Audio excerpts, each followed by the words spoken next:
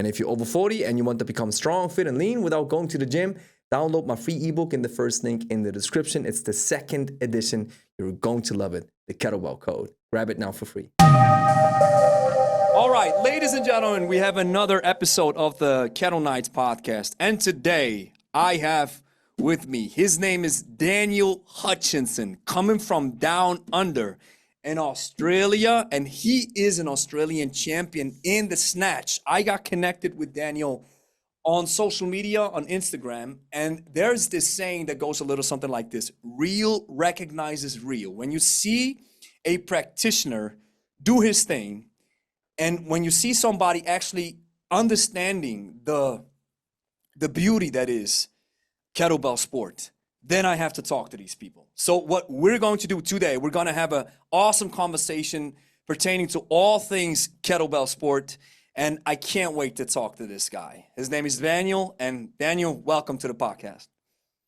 Thank you very much for having me, Gregory. Mate, I really appreciate the introduction. Thank you. You're welcome. I'm looking forward to it. Thank you. You're welcome. I'm looking forward to it too. And by the way, we set this up a month ago, I think, right? So we had to plan out, and we have, because this is so awesome. This thing takes me around the world. So currently in Switzerland, it's 3 p.m. in the afternoon. And what's your time? 11 p.m. 11 p.m. in the evening. See? Yeah, way past my bedtime, mate. Way past my bedtime. I'm telling That's dedication. I appreciate this. Listen, I just want to let you know how much I appreciate it, that you're taking time out of your schedule, and it's not the regular schedule. I truly appreciate it. So, Daniel, what we always do with everybody who jumps on a podcast is we want to hear your story. How did you get started with fitness, with kettlebells, with kettlebell sport? Why did you even go down that route of becoming the Australian champion in the snatch? So let us know. Well, yeah, mate, like every young kid, I guess, not just Australian kids, sport's a big part of our life, and being such a warm place that Australia is known for, outdoors is a massive thing. Well, my first introduction to kind of sport in general and fitness is cricket. That's my number one sport. You know, that's my love, my passion growing up, and I wanted to represent Australia, but wasn't good enough, unfortunately. So that was my kind of introduction, and then tried my hand at every kind of sport. We were quite lucky at school: water polo, rugby league. What else? Karate, martial arts was a big one when I started. My old man was a instructor, so we did karate for a few years there, called Goshin-Ryu. And then so pretty much up until my late teens, I played cricket. Was my number one passion. From that point onwards, I started working, and the other love that I had, which my mum hated, was boxing. So once I started working, I was allowed to box. So I got into boxing, and that soon took my attention away from cricket into amateur boxing. So from that point there, I trained hard. I just loved everything: Mike Tyson, Muhammad Ali, of course, Lennox Lewis, Evander Holyfield. Who else was there at that time? So I just loved any video I could get. I was shadow boxing everything. I was doing my apprenticeship as a greenkeeper at this stage when I left school, which a greenkeeper is working on golf courses and bowling greens or anything sport. So I wanted to get into that realm as well, preparing pitches and those kind of things. So people used to walk past me, and I'd be mowing the greens, and I'd be shadow boxing behind it, grabbing on clutch, and I was just obsessed with it. And then that next stage was I joined the army. So this is where it more became fitness based. I really had nothing to do with fitness except playing sport. So that was the byproduct of the sport, was the fitness aspect. And then when I got into when I when I joined the army, that was just a different kettle of fish. A lot of PT, a lot of weights, those kind of things. Being surrounded by guys PT? that just love PT, physical training. Physical training. Yeah, of course. And yeah, PT, PTIs, and then it was all circuit based, pack marching. I knew I had to get my fitness up and my strength up a little bit more, so I delved into a bit more weights and with learning from a few of my mates. We had the encyclopedia of Arnold Schwarzenegger. You know, that big thick book with all the exercises in there. Would be sitting around there, and my mate on base had all these weights, and we'd be doing the Arnold press and the flies, and you know, that was that first kind of stage into it. Yeah. Wow. And so it's taking the route from cricket, then to and rugby. So one thing that I've written down, rugby. So rugby is, and cricket and rugby is a national sport in Australia, right? Well, yeah, rugby. There's two different types of rugby. So rugby league is the sport that I grew up playing. It's not as internationally known as rugby union, which is what people refer to as rugby when you think about the World Cup and that. There's different rules. They all came from the original. There was an original source, and then there was a breakaway. Long story, but in Australia, we've got two different types of rugby. So rugby league is the working class man sport. So 13 players, where rugby is known for 15.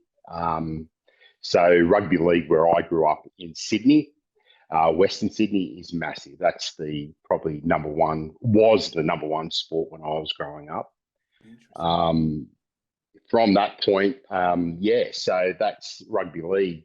I got into rugby union a little bit later when I was in the army. So the army did not play rugby league. All officers, so the private school boys, all played the union. So I went over that route and absolutely loved union as well. So interesting, because for me, somebody who just kind of like with kettlebells, for somebody who just gets started, you have a bird's eye perspective, and the only thing, but a bird's eye perspective from a beginner, from a beginner's point of view. And the only thing that I know or that I've heard of is rugby. I didn't even know there's two different styles, so to speak. But it's still the same. The idea is still, it's football without protection. Yep, right. That's correct. An oval ball, people running into each other, giving them a good old absolute hiding. It's and just from the time you spent in that sport, how injury laden is that sport? It's massive. Yeah, it's massive, right, man? It's massive. Yeah, it's all luck as well. So some people just get unlucky and they're always injured, and then some people, you just can brush it off. It's a minor little niggle, and and you're always going into a game with a bunged up shoulder or a bunged up knee or ankle. So it's very injury prone. The professional athletes, their lifespan's very short. I think I was speaking to a client of mine, and he mentioned the average lifespan of an NRL, which is the rugby league player, is 11 months. 25 games, 24 or 25 games, which is almost one season. And then wow. What happens then? You're so injury prone, or so many things are broken that you have to stop playing the sport? Yeah, that competition as well. You know, other players coming through, but there's the injury factor. There's the how much. There's the purse factor, how much you're getting paid, and then the competition. The competition is quite fierce. So, yeah. Wow, that's so fascinating to hear about this. So you can say one season, and then the turnover is so high that there's new guys coming in who are hungry, and then you, who have been at the game for a year, are probably let's say like at the end of your candlestick where you have to, or maybe not, that's a little bit, exaggerated, but new blood coming in, high competition, and the Yeah. injury combination and the intensity of the sport. Because what you see Oh, on when you see the highlights on YouTube from some of these guys, it's yeah. they're tearing each other apart. This is insane. And they love it. They love it. They love Yeah. it. They love it. Yeah, absolutely. And so that's probably part of that took you to boxing then, where you had this knack for physical sports. Yeah, yeah. My mum wasn't the biggest fan of anything kind of full on, but once I got old enough and I could make my own decisions, she went, "Well, you're working, so yeah." There you go. So yeah, boxing. Just the boxing's always been that deep down love, and I still love it. I love the sport, even though it's kind of gone taken a backseat with UFC and everything like that. But boxing for Interesting. me, It's boxing for me, it's a sweet science, and anyone's gone in there. Your angles, your movements, it's just poetry. and it's again from somebody who just knows looking from the outside in. Of course, we all know the highlights from Mike Tyson and everything, but I remember I was watching a boxing match. I can't remember which one it was. And then I told myself, I'm like, man, this looks boring. And then somebody who was so intrigued and knowledgeable about the sport said, you don't know what's happening. You don't see the strategy, you don't see the movement, you Yeah, don't see the chess that these guys are playing and the technique that's on display. Right? So yeah, that's it. you have to have the eye for it to understand it to a certain extent, right? It's a chess match. You're exactly right. You're moving the ring craft. You're setting yourself up for the next combination.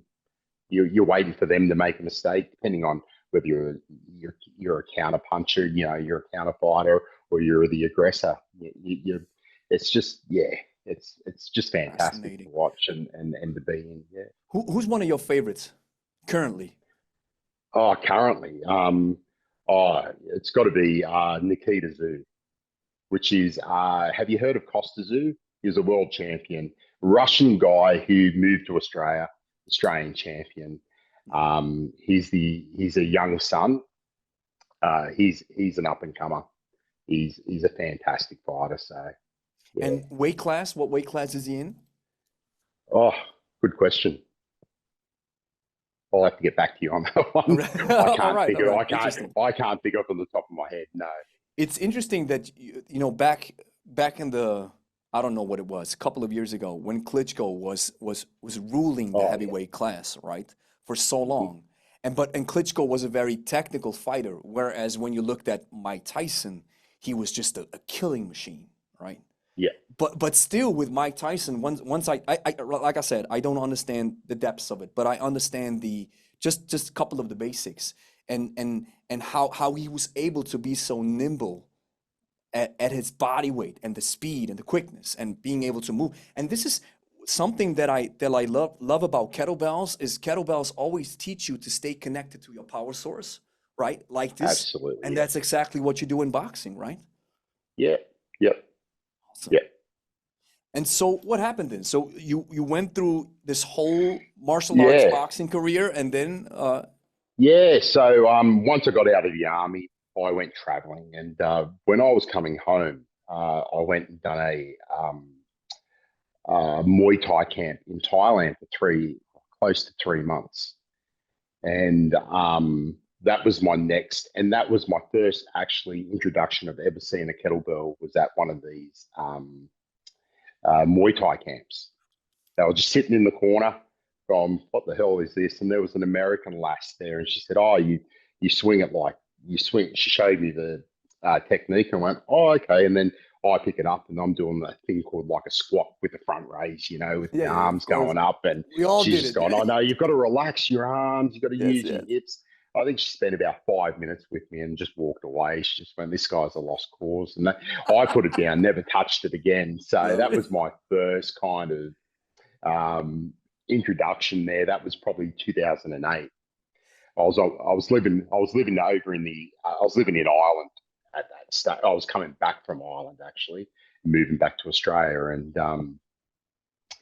And yeah, so when I got back to Australia, I was kind of at a crossroads of what I wanted to do, whether I wanted to get back into the greenkeeping side of things, get back into the army was the other side, and that probably wasn't high on my list. And then I thought, what about PT? So personal training. And so I rolled in the course and done my personal training and got my qualifications, got a job in the CBD in Sydney at a really good gym. I was quite lucky.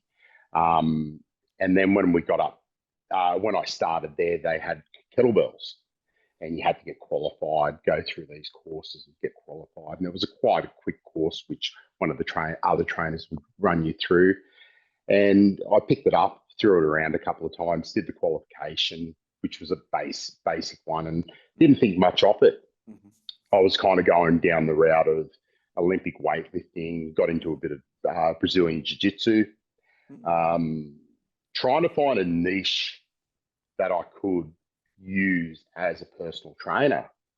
And it probably wasn't that was in 2009. It wasn't until 2011 that I found this kettlebell course. And from that point, I went and done this kettlebell course called Kettlebell Training Academy, level 1 and level 2, run by a fellow called Ramon David. So I'm pretty sure that's his name.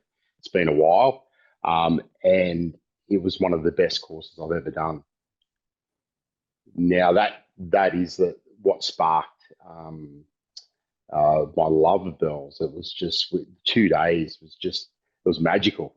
If it might sound over the top, but just learning how to swing a bell, how to do a Turkish get up, how to do a snatch, how to do a clean. It was a very basic course, but the technique, the learning of it, how to teach it to your clients, it opened up my world from that point. So, yeah, sorry. Yeah, and so what was the base of the course? Was it rather hardstyle focused or Western tradition? Or did you already get in touch with the Russian side, the getaway sport side? No, still didn't know. At this stage, I still didn't know what kettlebell sport was. Never heard of it. Still at this 2011 2011, stage. right? Mm-hmm. 2011. So hadn't even heard of Pavel. So hadn't heard of Valery Fedorenko, anyone. I didn't really know anything up until that stage. I kind of knew it was from Russia originally. It was just more the hard style, but it had a very sport feeling to it. Interesting. That I understood a little bit later that had that feeling to it. So with the course was, so we did the course, and then to pass your level 2, you had to do 100 snatches in 5 minutes with a 20-kilo bell. Was it an RKC? As many. Do you remember? Was it RKC related? Russian Kettlebell Challenge from nothing? This guy was doing his own thing? Yeah. So, and then the other one to get your level 2 qualification was 50 long cycle with 2 20-kilo bells. And I'm like, and then I tried it on the day, failed miserably. So I thought, I'll go away. I'll get this in a couple of weeks. And I think it was about 3 months. Still hadn't done anything. I couldn't do it. I was dripping my hands. It's so humbling. It's so crazy, yeah, right? Absolutely. Yes. And we got this new PT manager at the gym called Andy Rouse, and very smart man, great mentor. He said, "Have you heard about the Russian kettlebell sport?" And I just went, "No." He said, "Get on YouTube, have a look." Oh my goodness, these guys are throwing 32-kilo bells around. It's insane. Doing the same reps with the 32 that I'm, trying to pump out with the 20s. And then from that point on, I'm like, okay, I kind of, now it started to make sense. Okay, this is from the sport. That's why then I started looking back at Ramon David's style, and I found a few YouTube and Facebook things that he did, and his style was a lot softer than what he was teaching. And I, oh, okay, no worries. So that point, it sparked the interest. That late 2011, jumped online trying to find where can I find more about this sport. And there's Giraboy Sports Australia Association. Reached out, didn't hear anything back at that stage from him, and then found out there was 3 Russian champions coming to Melbourne in February 2012. It was the IKSFA level 1 course. Yes. So straight away I booked my tickets for it, booked the flights. That was Ruzhinsky, Rudenev, McEwen, and Alexander Kashin. I think I've said his last name all the right. OGs. Yeah. Oh my, yeah. All the old OGs. So this is where I started falling in love and started getting really focused and passionate. So so that was in February 2012. So went down there, and McEwen couldn't get McEwen didn't come because he couldn't get a visa for some reason. So it ended up just being Ruzhinsky and Rudenev. Which is still more than enough, right? More than enough. Absolutely. But absolutely. There's one thing though that I've seen talking to the Russians, and I'm sorry to interject, but I've had a couple of Russians on the podcast, and what Sergei Rudenev is a little bit more. He's more a little bit higher energy, but I think you've probably had the experience. The Russians are very. I remember the conversation with Alexander Khvostov, right? And when I talked to Alex, I'm like, so how do you get started? The same question, right? How do you get started? He was like, well, I was in military. I saw 24 kg. I did 20 reps, and that's how I got started. Right? They're very, very dry, right? As compared to the Western style, which especially compared to myself, I'm a high energy dude. So when you ask me a question, I give you a whole book, right, as an answer. And how was it with Rudenev and Rashinsky? Were they kind of like dry, and how was the cultural difference? Did you see it even? And if it was there, how did you manage it? How did you what did you get out of it? Oh yeah, they're as dry.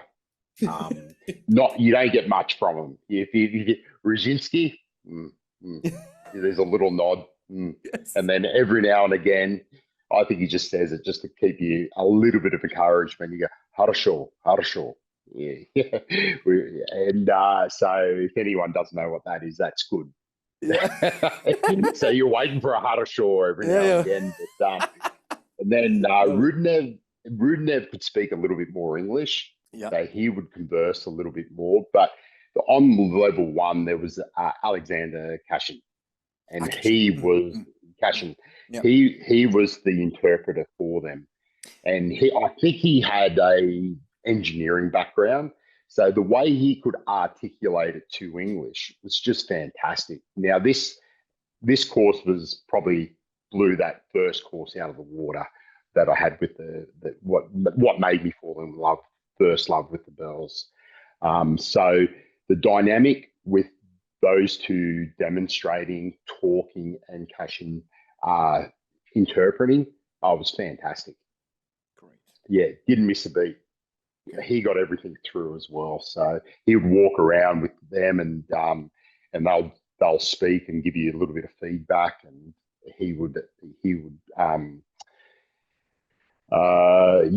it in a way that you would understand as well. So it was fantastic. I wish that course was still going, because it still is probably my favorite course that I've done. Yeah, it's right. It's when you get, it's two things, right? When you get the knowledge and then you get it explained the proper way, because kettlebell sport, especially the basics are very detail rich, so to speak. But I take a little bit of a different approach. I don't like how it's always portrayed as, oh, it's so hard to learn, and it's so of course it's a skill. Yeah, I'm not trying to downplay it, But Yeah. sometimes I feel like we treat people, or people are treated like idiots, where you think, well, they'll never learn, regular people never understand. And we teach, I call it the hybrid style, where we teach the regular Western methods with, a goblet squat, a strict press, a lunge, a farmer's walk, right? We use these basics, the grinds, but we also use the ballistics like the snatch, the long cycle, the jerk, the swing, the clean. We use it, and we teach it with the pendulum technique, right? We teach it with what I call the way how it makes the most sense, slinging these weights around. Where I Yeah. think, from a ballistic standpoint, when you look at logical consistency, this is what I always look for. Everything that I read, everything that I touch, everything that I look at, I'm always looking for logical consistency, so that when you explain it to me, it actually makes sense, that I understand what you're talking about. And so that's what the ballistic nature of the kettlebell sports side, or the swing, the snatch, the clean, from a ballistic standpoint, doing it gear voice sports style makes the most sense, because you are catching the energy, you are absorbing it, you're working with the bell, not against it. You don't rip it and grip it, but you go with the flow.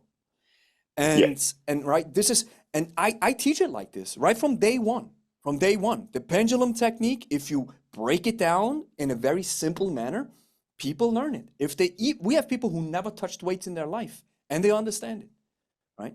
And Yeah. so, what was your experience when you had this realization of that whole new world that opened up to yourself? Did you think, wow, this is, I mean, of course, the respect for the sport, how intense it is, and how it's crazy how they sling these heavy weights around. Of course, this is out of the question. This is crazy. Yeah. But how was your understanding? Did you think, wow, this is so complicated, it's so hard to learn, I'm having huge issues? Or did you see, well, of course it requires skill, but it makes sense. How was your experience? Oh, well, yeah. I don't think I didn't really kind of complicate it at all. I just went, it's going to take a bit of work. I just went, my goodness, because yeah, I just looked at it and I went, okay, well, it's going to take some work. It's going to learn how to, as you said, move around the bell. I call it the great dance around the bell. You're trying to move that Great bell as dance. minimal, the great dance around that bell. I love it. You're trying to move that bell as little as possible. So, countering and using that pendulum. And anyway, so I just understood that it was going to take a bit of time. I just didn't realize it was going to take as much time as I thought it was. So I thought the progression was going to be so much quicker. Yes, yes, yes. But isn't It it was something, just, right? Isn't it something that keeps you, it keeps you motivated. It keeps you yeah, wanting for more. Like, I gotta perfect this thing. yeah, yeah. I'm like a dog with a bone. I just went trying to get that first 50 reps with the 220s um for that qualification. That level 2 qualification was the Wow. first thing, and then I was like, okay, I'm going to give this 24 a go. So I kind of um I kind of was attracted to long cycle from that point. That's the I think that was to do with the qualification as well. So yeah, yeah, I think, yeah, the long cycle is one of those exercises where, I think, I wonder if you agree with me.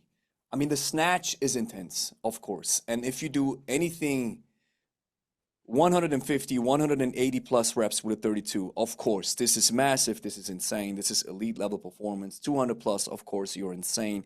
I'm not trying to take away from this, but the long cycle is, I consider it harder. 90 reps long cycle with double 32s. What do you think? What's harder? Both are hard on their own, but I consider a 90 rep long cycle with double 32, or let's say 70 reps long cycle with double 32s. I consider it a more intense and a harder feat than the snatch 150 and 160 reps. What do you think? Oh yeah, definitely, definitely. Yeah, without a shadow of a doubt. But if you throw that in with the biathlon, so the jerk and the snatch, it's a Yeah, different. It's this is where we get that's into the which one's better. But it comes down. I think not Denisov, Vasiliev says it the best. You know, the perfectionists, the technicians are the biathletes, the jerk and the snatch, and the workhorses are the long cycle. yeah, and It's a real workhorse. So what you can get away with long cycle um, if you don't have the perfect technique. You've just got to have a good engine and a good understanding. mhm. Where you can't get away with some of those things you do in the jerk when you're doing biathlon. It's you've got there's everything needs to be pinpoint, you know. Yeah, So yeah, but if you bring it back down to a snatch and a long cycle wins hands down. yeah, It's a yeah.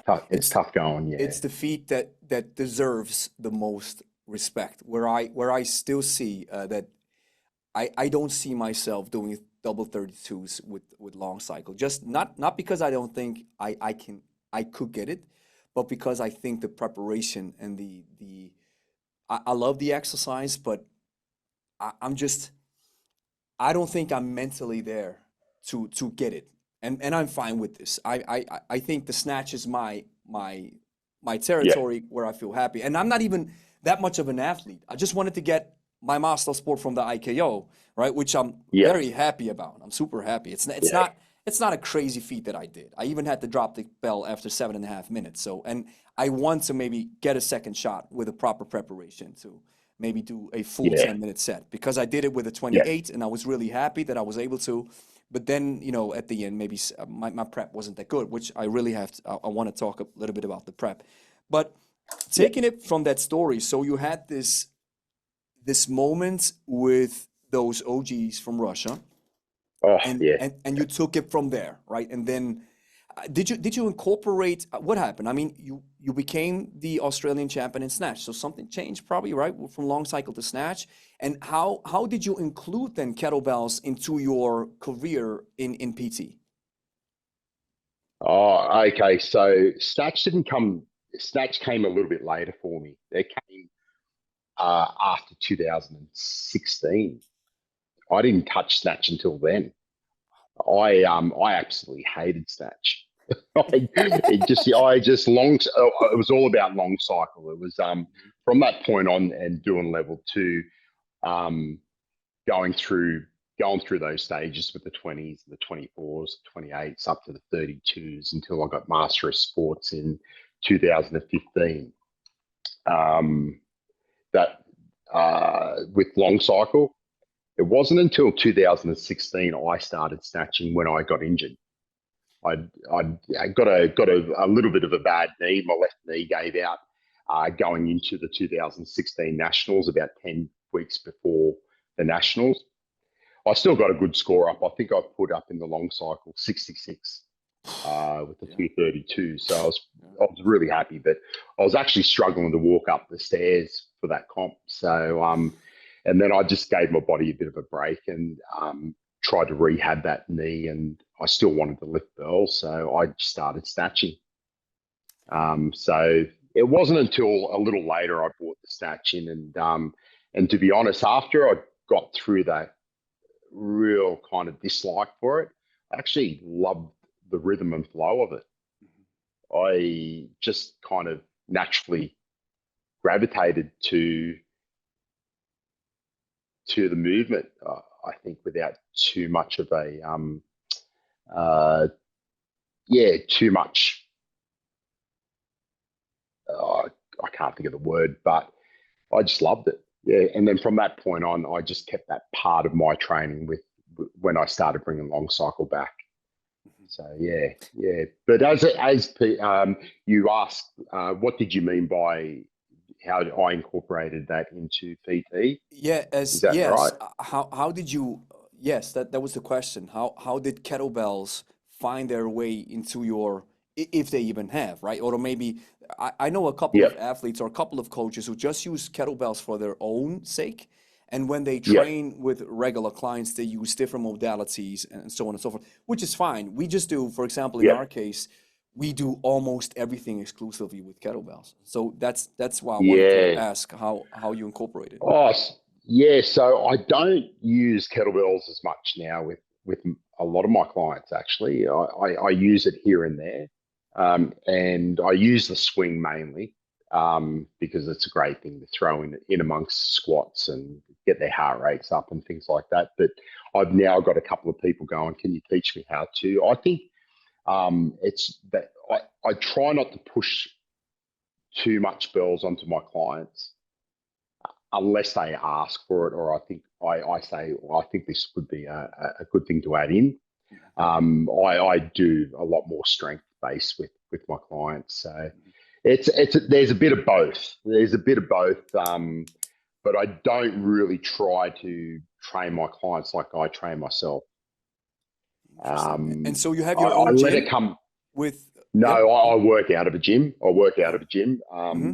But I try to with my clients. I just get them to want to do it. Yeah, like it's they know I do the bells. They like the swing. They like the clean. Hmm. I don't do much overhead. I've got older clients as well, so I try not to throw too much of the overhead movements unless they want to, and then we Hmm. spend a bit more time on it. So Hmm. yeah, Interesting. In our case, we have day one. When you walk into our house, it's the house of bells. yeah, And that's how we promote ourselves. That's how we and I believe, and I want to get your take a little bit on this because I consider the kettlebell, and like I said, I'm not talking about the.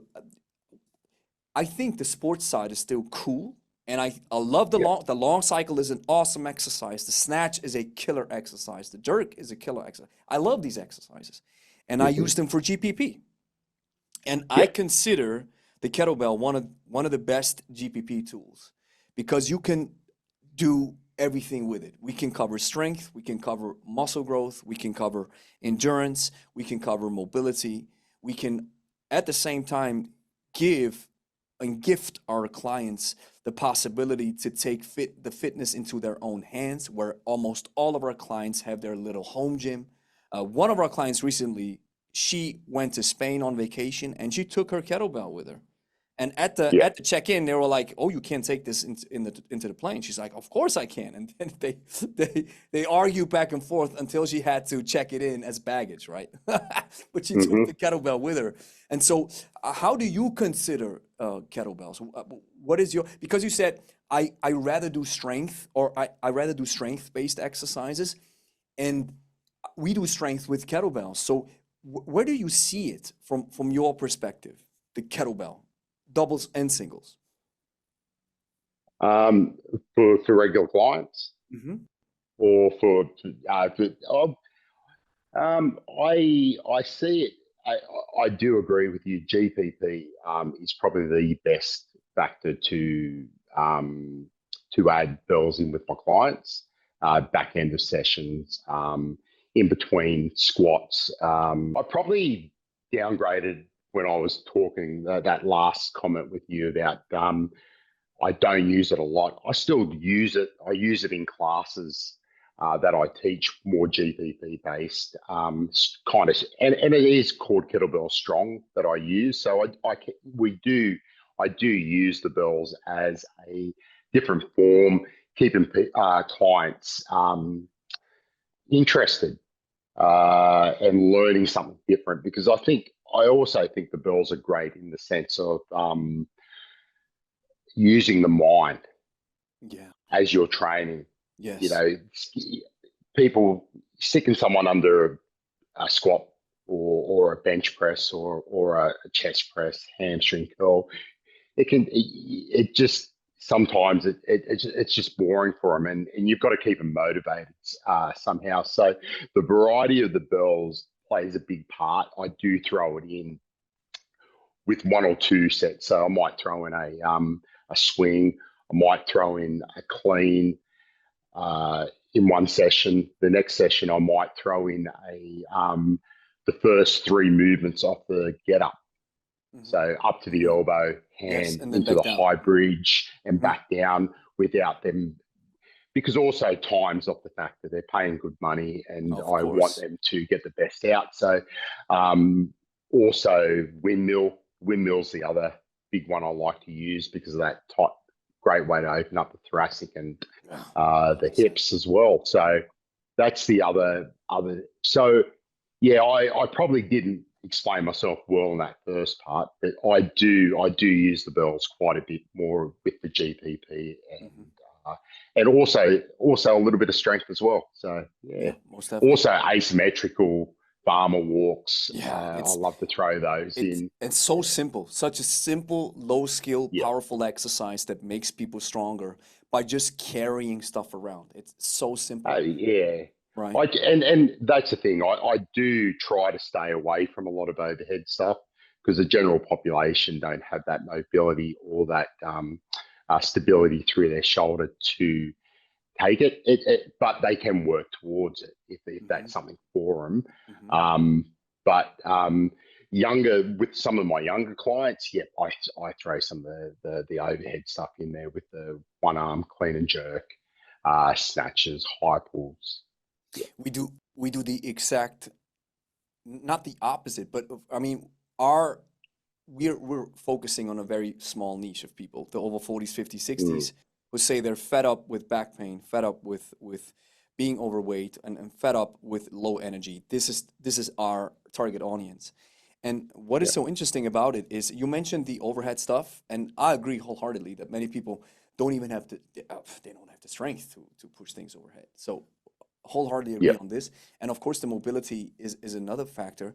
But interestingly enough, we take the exact opposite route where we say, that's why you have to do it, right? That's Okay. why, Yep. right? Yep. That's why you have to put your arms overhead, because look at where 90% of where we are. We're always like this.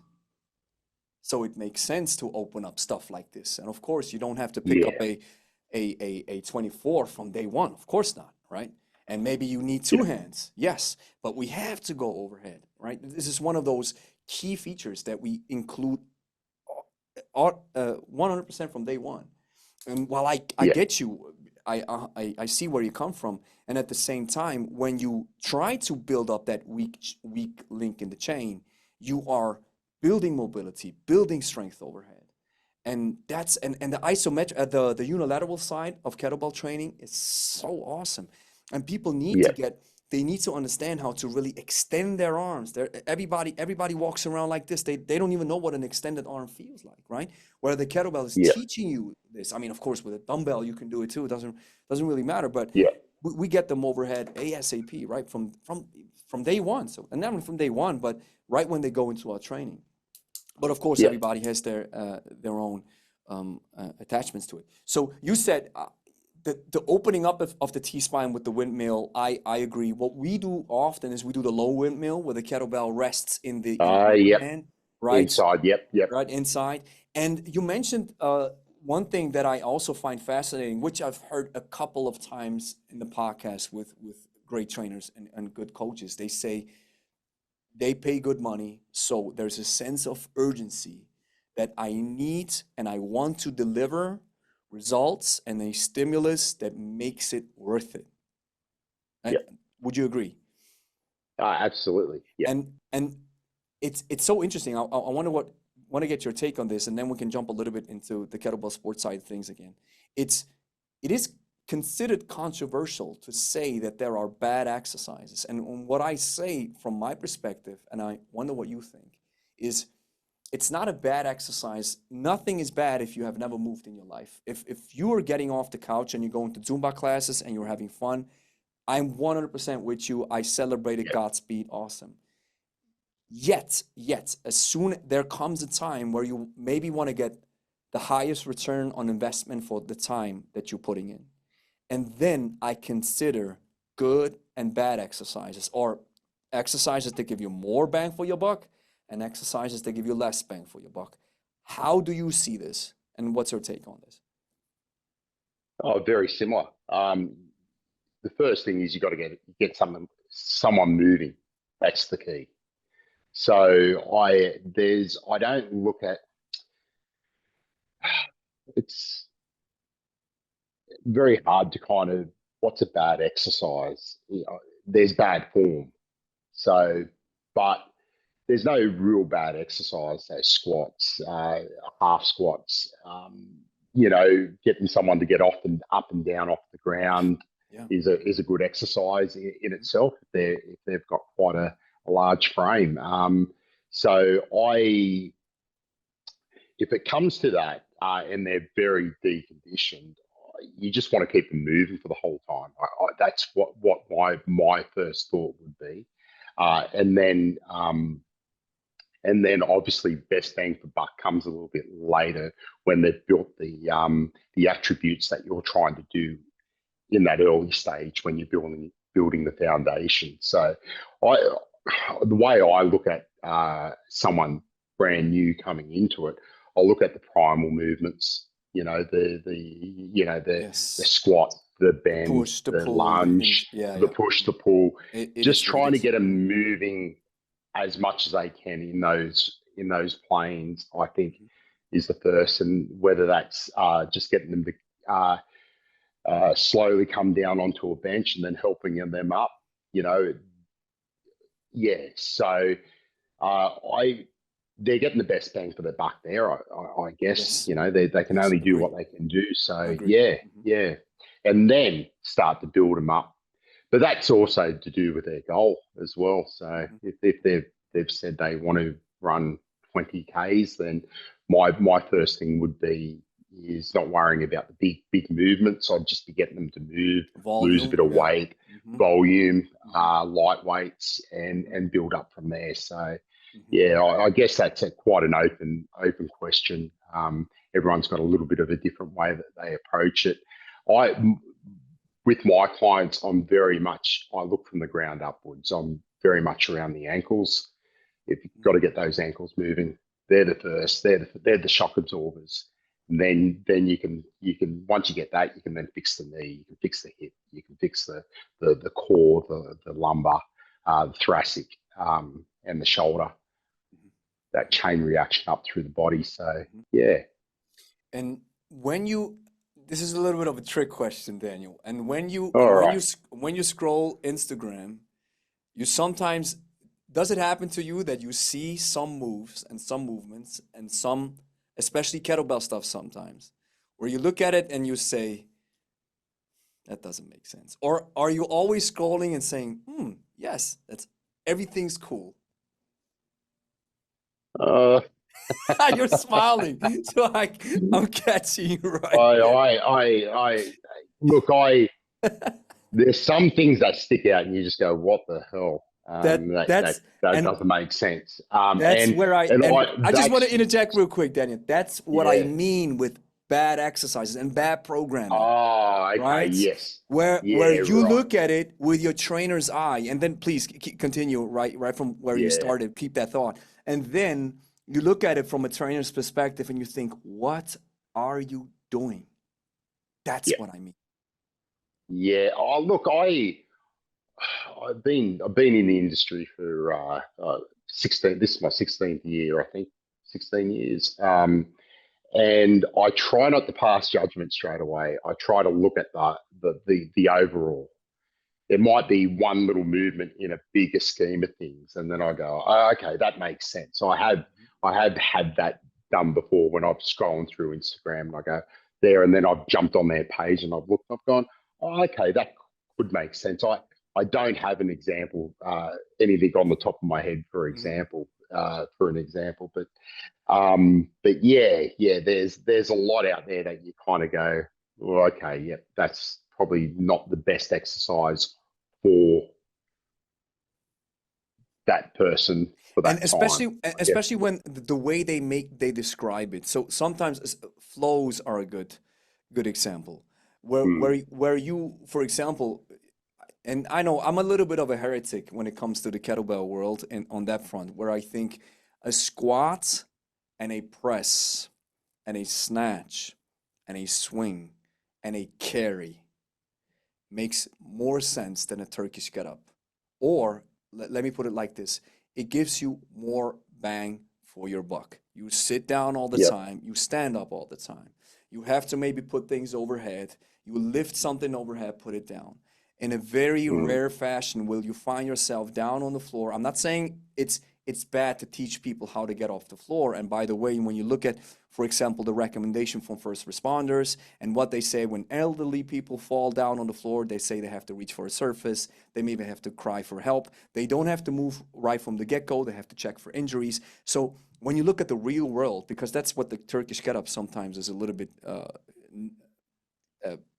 popularized for, is it's the ultimate way to get up. And when you look at what the actual evidence says when it comes to elderly people falling down, it's anything else than getting up in a circus fashion move. But I digress. Yeah. So what I'm trying to say is you have movements that are conducive to the way the human body is built.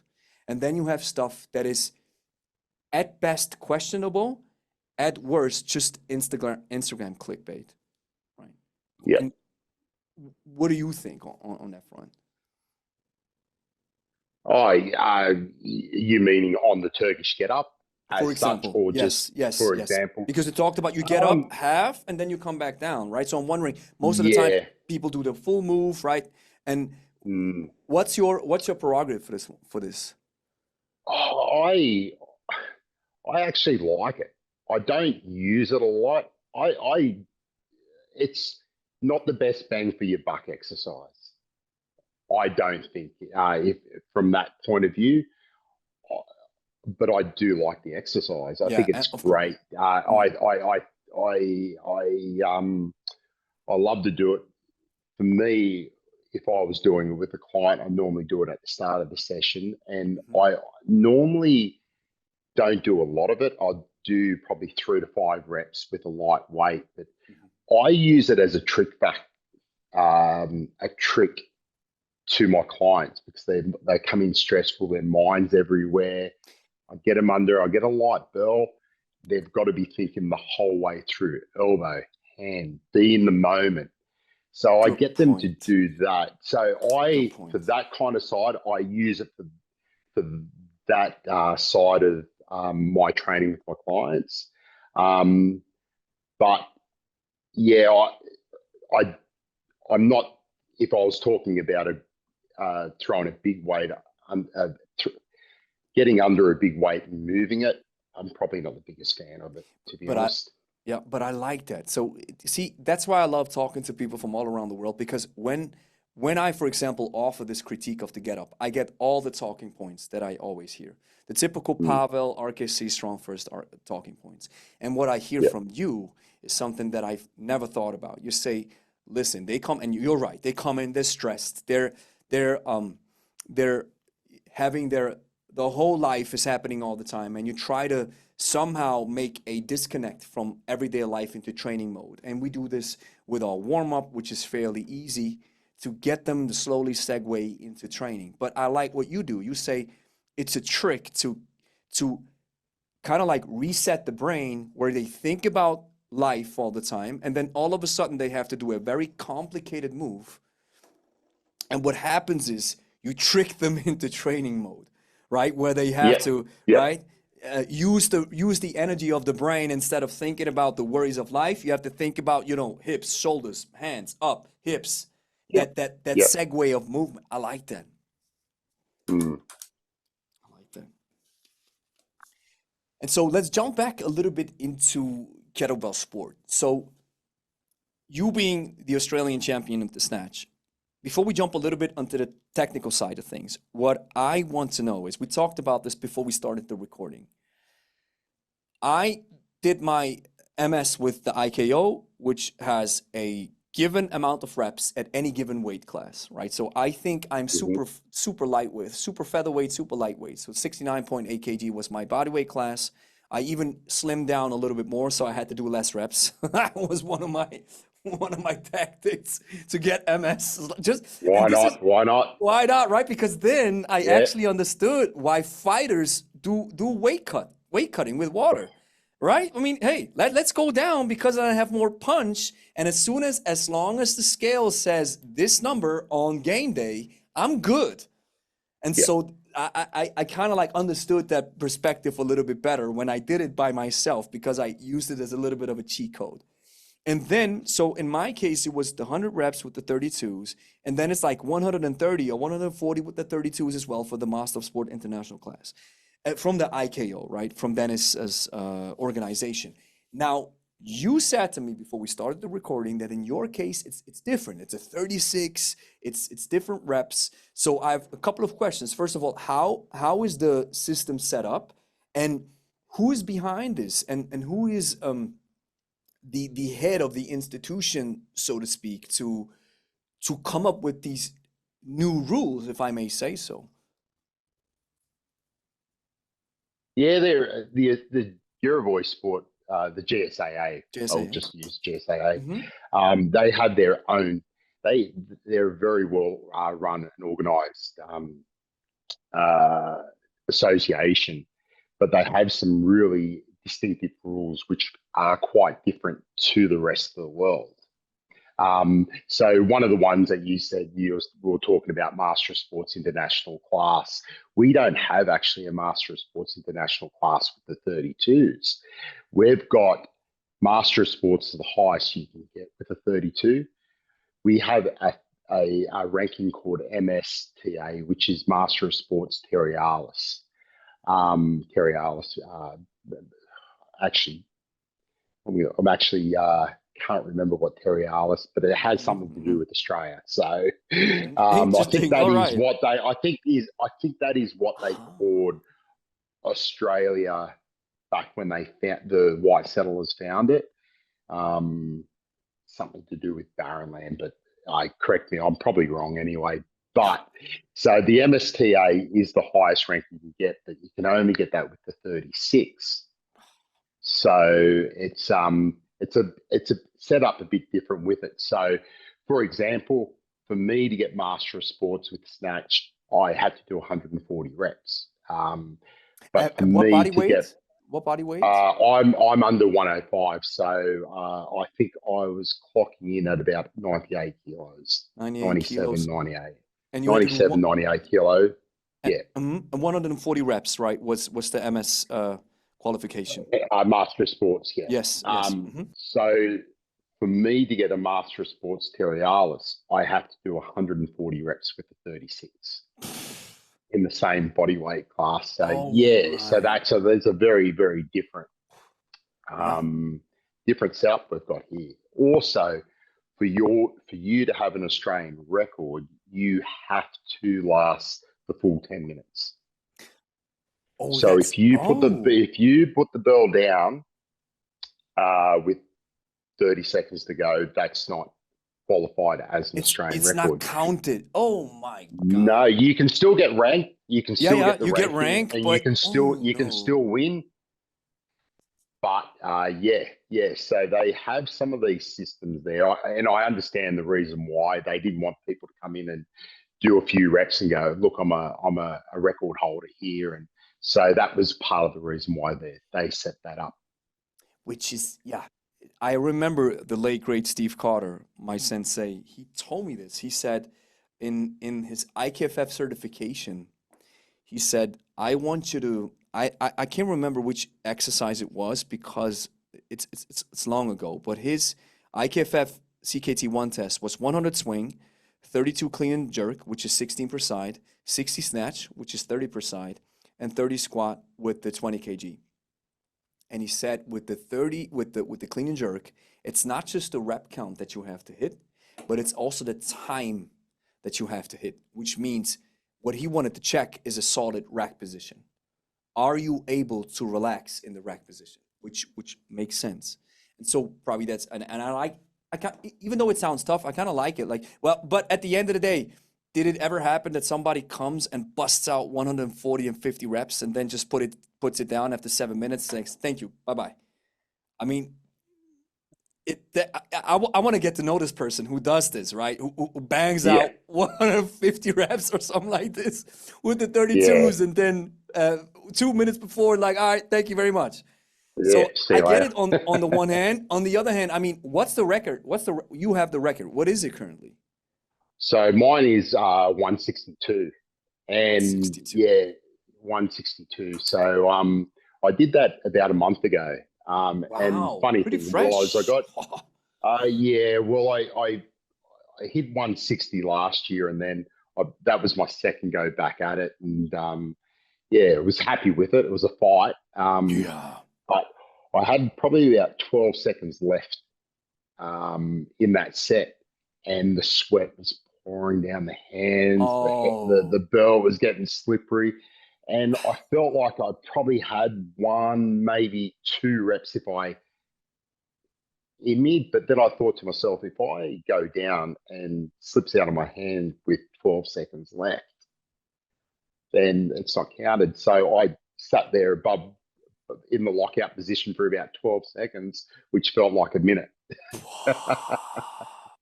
So wow. yes, Yeah, that's and tough, man. I only actually really thought about that with that last rep that I did, and I went, oh, I nearly lost that. I just went, well, that's not going to be counted as a.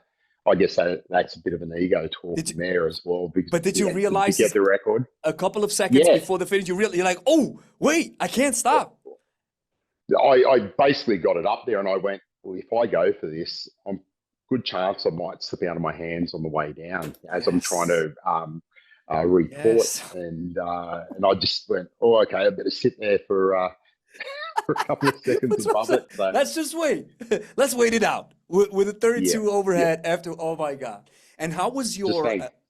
how was the percentage? Did you do five left, five right, or did you use reps where you said, "Hey, my stronger side does like 70 or 80," and or in your case, what was 160? So did you Me 50 yeah, 50 so or? it was.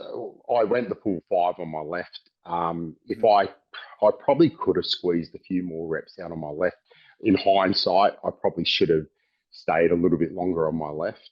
mhm, mhm. But yeah, on my left I got 80, and on my right I got 82.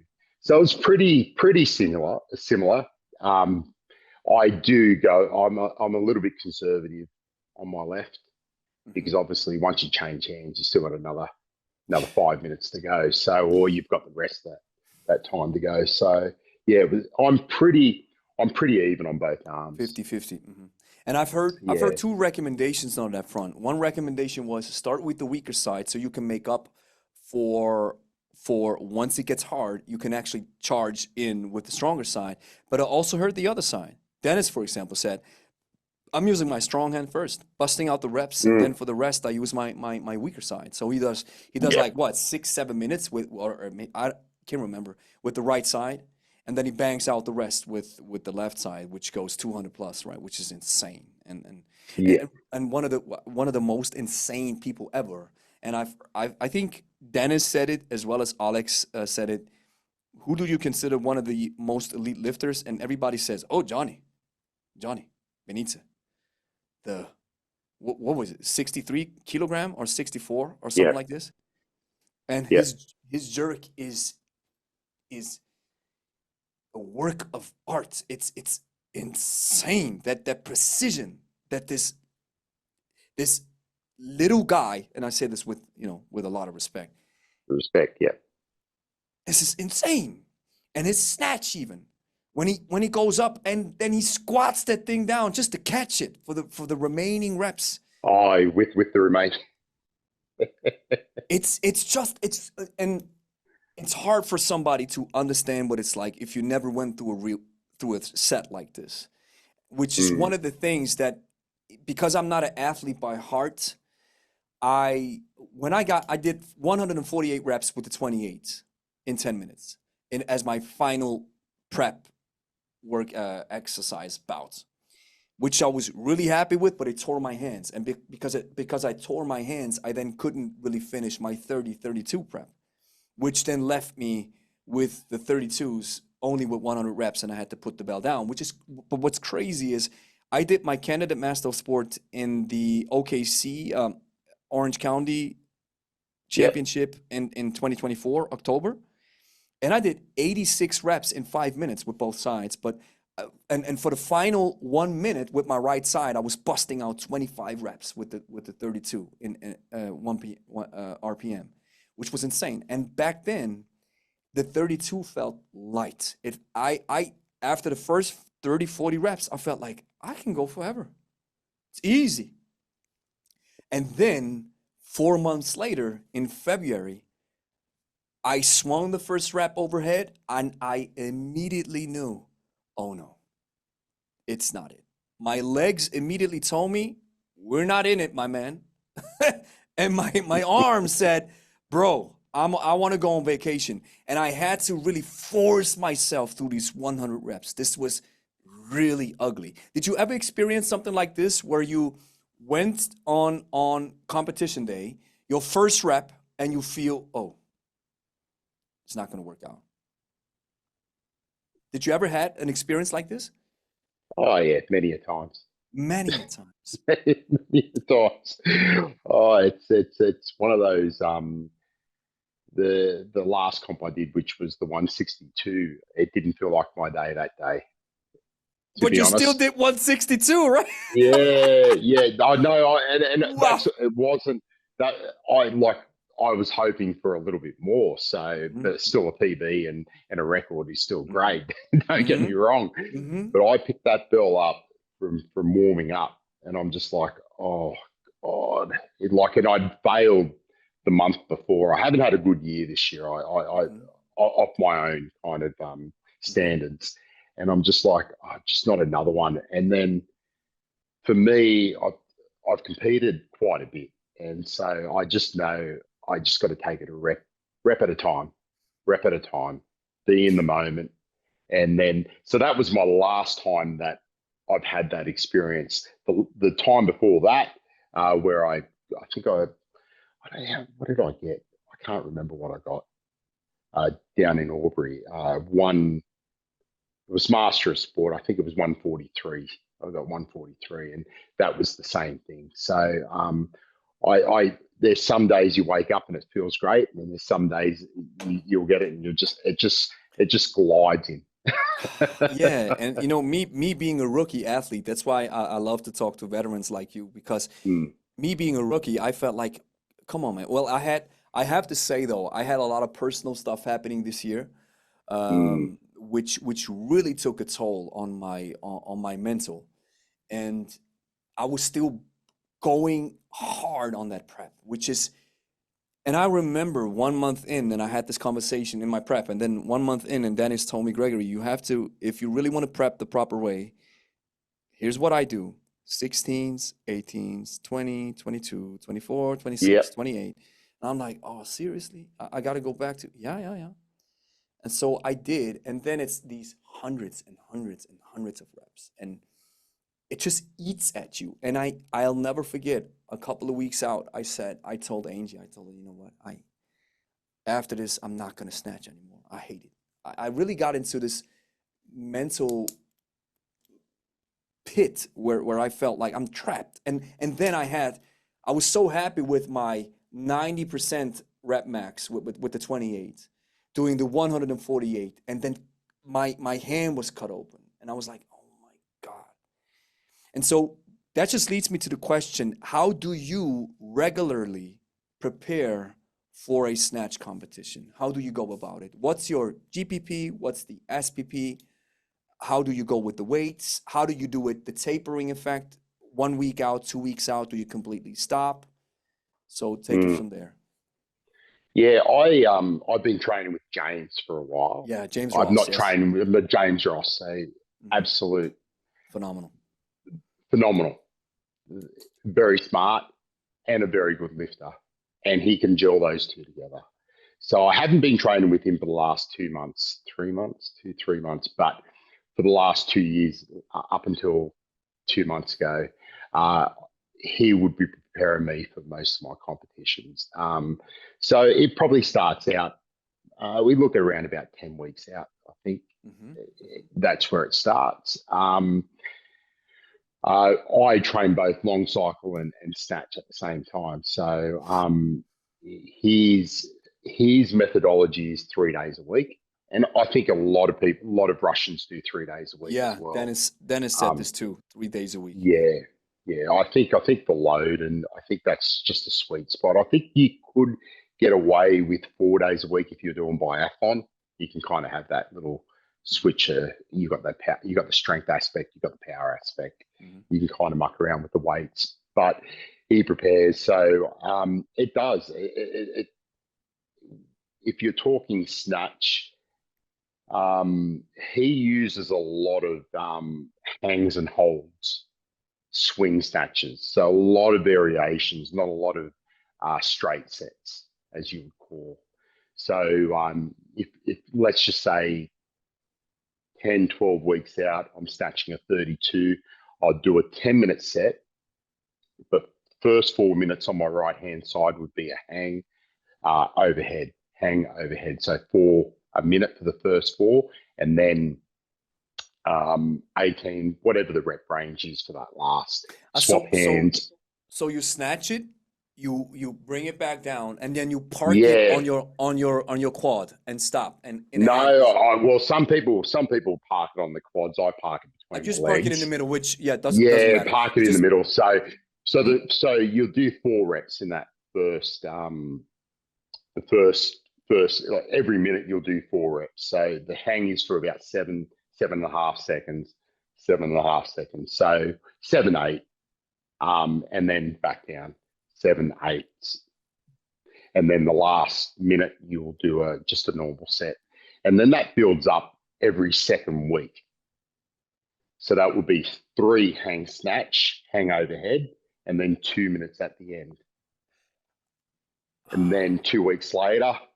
So his philosophy is getting a lot of 10 minutes under the belt, getting that grip strength as well. So getting you used to 10 minutes doesn't feel like a long time. It feels normal.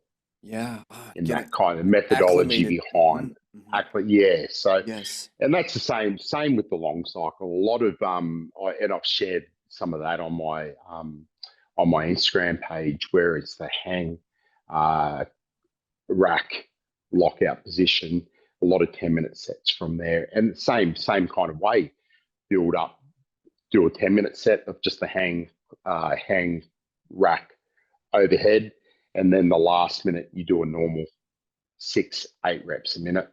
And then 2 weeks later, that last 2 minutes becomes normal. And then you just build it up from that. And then Just kind of getting used. and there comes a week, or down in the prep, there comes a week when you then actually do the full 10-minute sets without the hangs, right? So the hangs are kind of like getting acclimated to the 10 minutes, and then it's first, if I just understand it correctly, the first minute is the actual long cycle exercise with 6 or whatever 7 RPM, and then it's the last 2 minutes, the last 3 minutes, the last 4 minutes, the last 5 minutes, until you're down to 10, where you no hang positions anymore. Do I get it correctly? No. Yeah, so you start with the hang positions. Yeah. You finish with the long cycle, and then what you just said, you're bringing it down. So it becomes the last 2 minutes, last 3 minutes, the last 4 minutes, the last 5. And it's basically just getting, as you said, acclimated to the 10-minute. There's a lot of that in that kind of lead up to comp. And then you have there's a lot of 1 minute on, 1 minute off with the long cycle, the typical 10. That can change depending on what you're doing. You could then your rest period, decrease your rest period by 5 seconds each week. So 55 seconds, 50 seconds. Or you can then, or the other way that can be done is you just add 1 or 2 more sets at the end. So you're doing 11, 12, 13, 14, 15. So you're building volume up that way. So that's another staple within that kind of training pattern. So the biggest part is the volume, and then one of the main set will always be, let's just say long cycles, one of that main set. Then you may have at the end of it a quick little 24 kilo 6-minute snatch set, one hand switch at 22, 23 RPM. So that you still Oh, so yeah, you're still getting some of that Yes, the yes. movement, the technique. Yes, so that the snatch is not so because it's tricky, right? If you prepare for two, and so it's also interesting that you're not doing then biathlon, which would just jerk and snatch. In your case, is no, I Yeah, do the long cycle and the snatch, right? yeah, So it's yeah. two different beasts, so to speak, which Oh well, require very their grippy. most definitely. So, and that is that the main meat of the prep? It's that these hang variations where you build back down, or is there another? Are you switching then into competition mode where it's then okay, now it's time to we do 10-minute sets only with the 16, 18, 20, 24. Are you doing this too with the weights? How does it work on the weight side of things?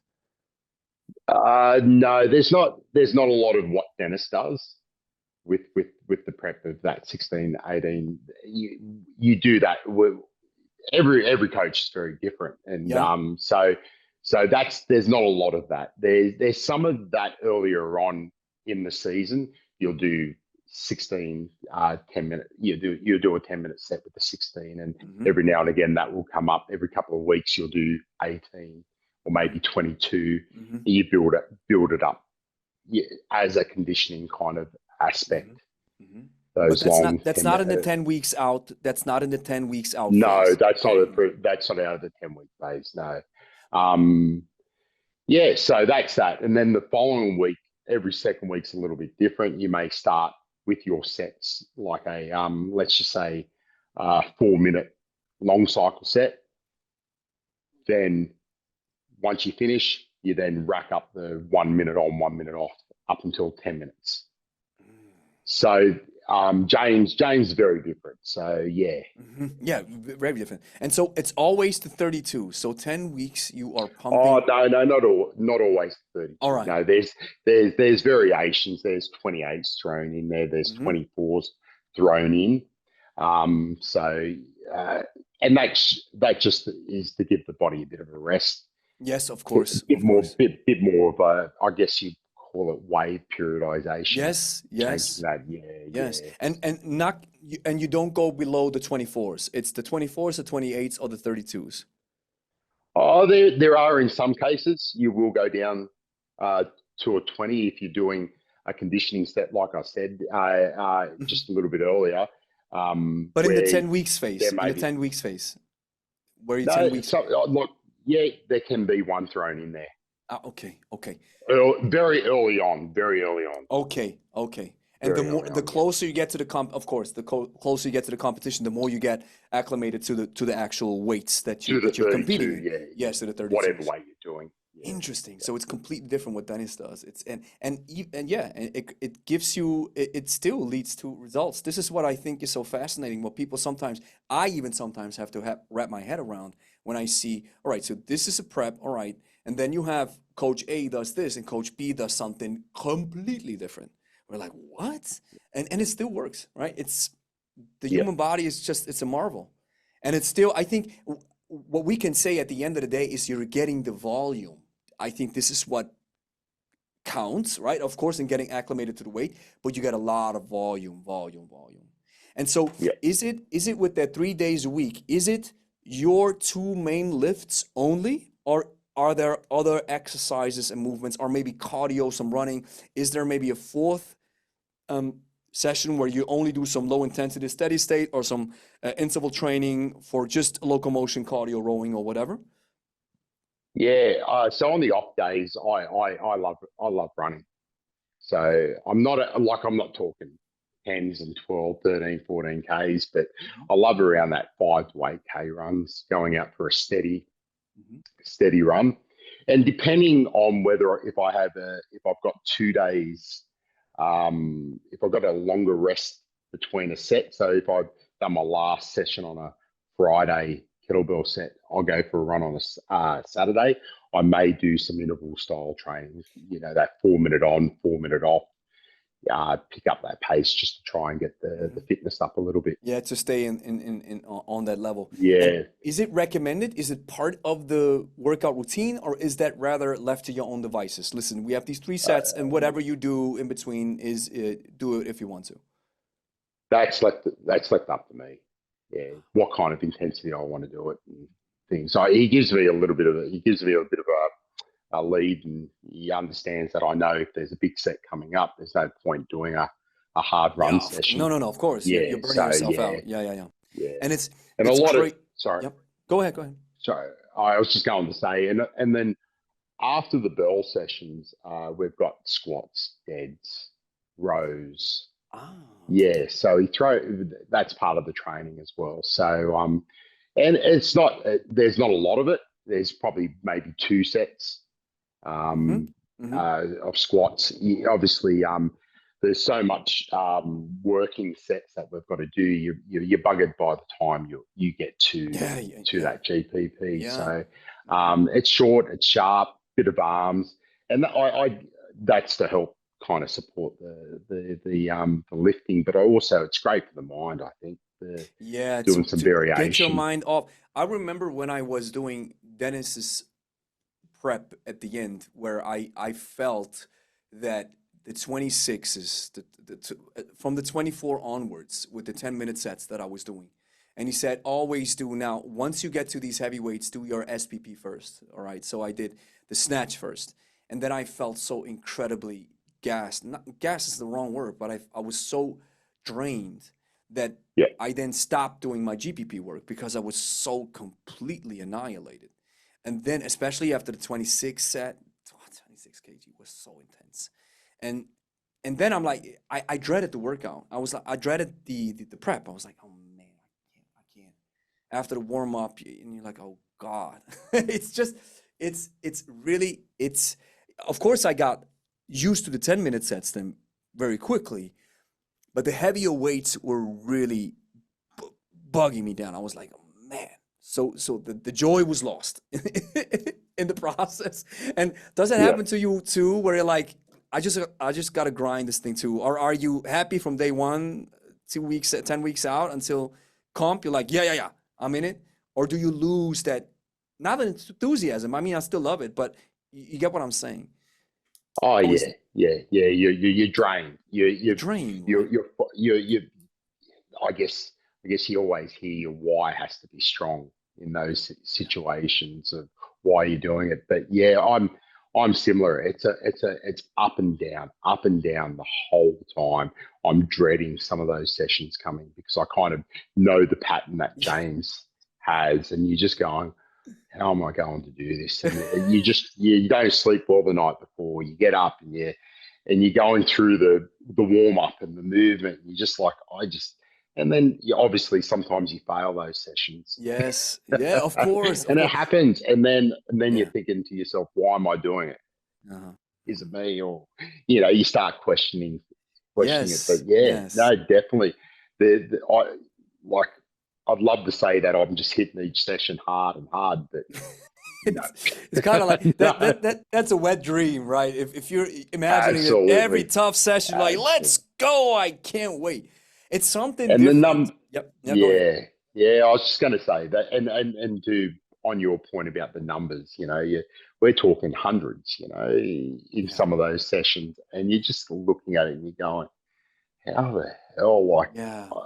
I haven't got it in, and I guess that's where learning, and there's a lesson in those sessions, and they're the ones that I find the best to learn and to go back to what we talked about that competition that I did when you just pick up the bell and you go, it's just not my day. Those are the sessions that I find when I go in, I've just got to go, okay, 1 rep at a time, learn to be in it. And then I know if I can get through this, I'll just go 1, 1, 1. And even if I don't hit that number and I get through the time or I get close to it, it's just set me up for, if that's my worst day, then I kind of look at it as you're only as good as your worst session. So whatever my worst session in that 10-week block is, that's where I base myself. I go, you always fall back to that. So I kind of go, well, I've got to get through this. And then when I get onto that platform, I go, well, that's my base. I'm building off that base. If 100%. that makes sense. Yeah, of course it does. And Yeah. it's also you're building the mental fortitude and discipline to punch through it, even though every cell of your body, or maybe not every cell, but you feel it's not your day. But since you Mm, have gotten used to just putting in the work, like a mm. robot, so to speak, you can then kind Yeah. of like calm that mental chaos down to a certain extent because Mm, you've already gotten used to it during the sessions. And it's sometimes when you think at it, when you look at it from this perspective, where people think, well, I can't wait for competition. And then when you go through that hard prep, you're like, I can't wait till it's over, actually, because it's so draining. But the yeah. other side of the coin is your body is at its peak. This is what I love. When I now and it's crazy when I in training sessions, when I pick up the 32 just to move it or to put it down for a client to work with it, I pick it up and I think completely cold. I pick it up, I'm like, that thing's heavy. How was I able to hoist this thing overhead for Yeah. 100 reps? And then I'm like, I'm tapping myself on the shoulder, like, wow, you actually did it, Yeah. son. Good work. Yeah. Right? It's really it's tough. There's something very special about these hundreds of reps. And you mentioned this, the hundreds. And here's what I found interesting. I don't know how it was in your prep. Your prep must have been different or might have been different because you also had long cycle in the mix. In my case, it was Mhm. only snatch. And it was so fascinating. I started the next week with the heavier increment. So it was 20, finished the 20, and then I started with the 22. And then the first set was always a low number. It was always, let's say, like I did with 22s, I did 160 or 150 in the first uh, session of the week. And then in the second session of the week, I was always better. Always. I always hit better numbers in my second session. And I felt Yeah. that kind of like gave me a boost. I was like, all right, so Monday it feels completely off, but don't worry about it. 2 days later, your body will have gotten accustomed to it, and you'll do better numbers. And it happened all the time, like a machine. But that was snatch only. So I can't imagine if I just did some long cycle sets with those heavy weights, man. This is insane. And how was when we look at these exercises, especially snatch and long cycle? I mean, we can use jerk as well because the jerk is part of the long cycle. What is the most important, according to your perspective, you being a veteran, you being a champion, what is the most important thing that we have to focus on in a snatch?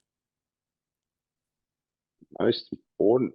Oh, the most important thing to think Or about. make it the top five or whatever, and then go hierarchy down or whatever. The important, most Yeah. important things. Yeah. I